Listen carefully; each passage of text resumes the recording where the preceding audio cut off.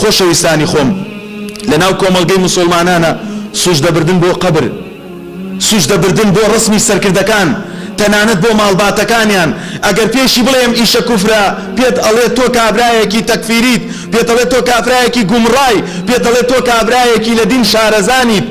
یعنی برایانی خۆم ئەمەی ئەم مسلمانانە ئەیکەن لە کوێی دینی ئیسلاما جێ ئەبێتەوە؟ تۆ ئینسانێکەکەی بەخۆ سوژدەی بۆ ئەبەی، چۆن خوای پەروەردگار غەزەبت لێ ناگرێ؟ ئەوجا خۆشت بە مسلمان ئەزانیت. يعني پێویستە ئینسانی مسلمان بیرێ لە دین و لە قیەم و لە ئەخلاقی خۆی بکاتەوە. تۆ کە ئەم شتانە ئەکەی مجتەمەعێکی پێوە وێران ئەبێ برایانی خۆم.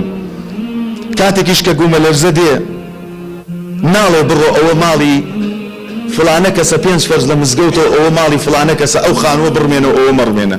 بەخوا هین فەقیرەکە پێش دەوڵەمەندەکە ڕبێتە بانیا، لەبەرەوەی بە هاکەزایی دروستی کردووە.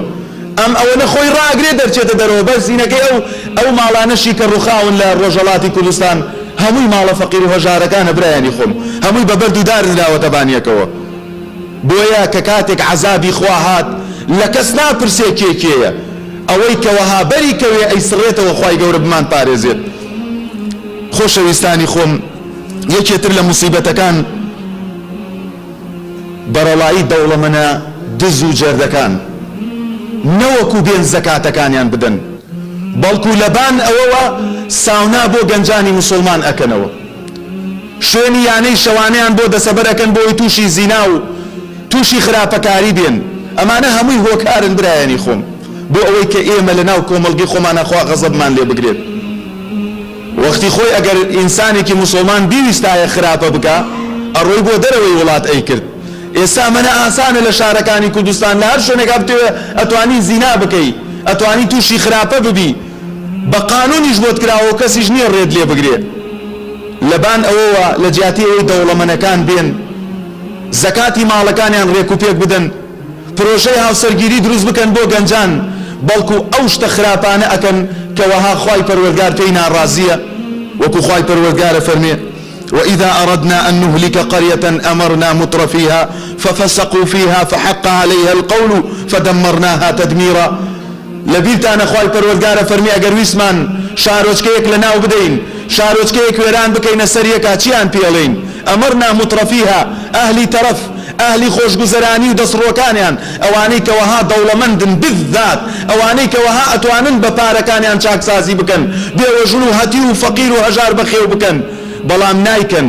ئەمرنا مترفيها ففسقوا فيها، ئەو پارەیە بۆ عیسیانی رب العالمین بەکارهێنن، فحق عليها القول، ئەو جا سزای خوای پەروەردگار لەسەر ئەو کۆمەڵگەیە واجب ئەبێ، فدمرناها تدميرا. ئەو جا کە ڕوخانمان فەقیر و هەژار و دەوڵەمەند لە یەک ناپێچرێتەوە، چاک و خراپ هەمووی بەیەکەوە ئەستێ برایانی خۆم. ناڵێ ئەم کابرایە سیمڕێتی بەردەوام لە مزگەوتە و ئەهلی سونەیە و فلانە و فیسانە، هەر هەمووی بەیەکەوە ئەسووتێت.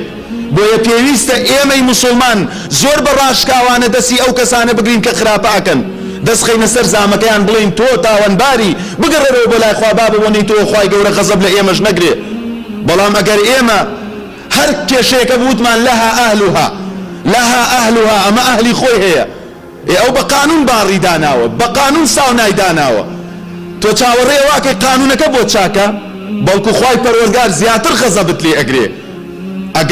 ئەگەر کار بەدەست دەوڵەمەندەکان خۆیان ئەدزنەوە لە زەکات، زەکاتەکەیان لێ وەربگرێ.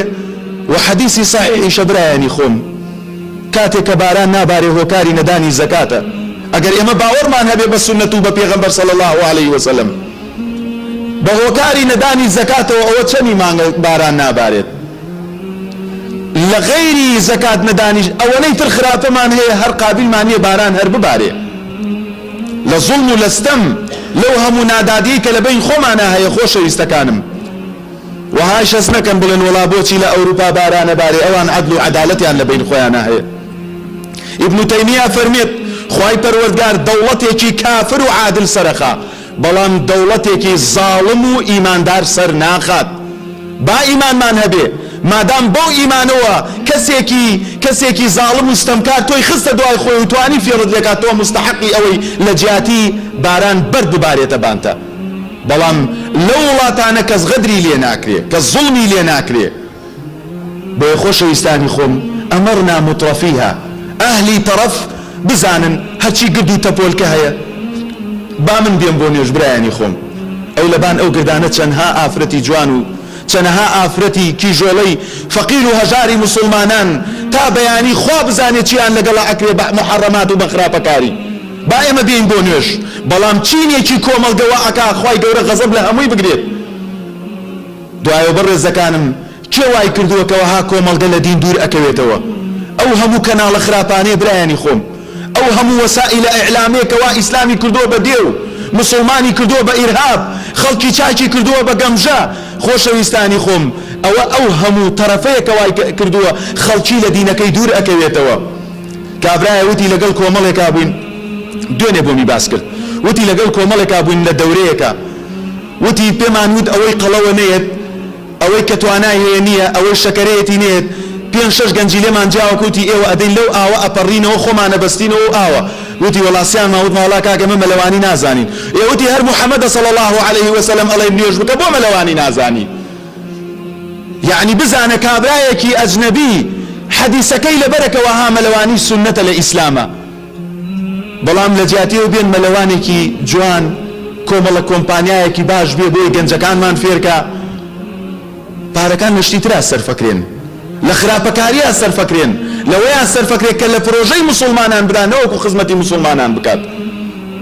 بۆیە بەڕێزەکانم پێویستە ئێمەی مسلمان دەست بخەینە سەر ئەو زامانەی کەوەها وامان لێ ئەکا لە دەرەوە تەقەبێ و لە ماڵەوە بوومە لەرزەیە. کابرایە کەرکووکی پۆستی کردبووی کاکە چمە دەرەوە تەقەیە دێمە ماڵەوە خەریکە خانۆگارمێتە ملمان نازانم بۆ چۆ بڕۆم. بۆیە بەڕێزەکانم پێویستە دەست خەینە سەر ئەو زامانەی کە خوای پەروەردگار لەگەڵمانە ئاشتەوە بێ و چیتر غەزەبمان لێ نەگرێت.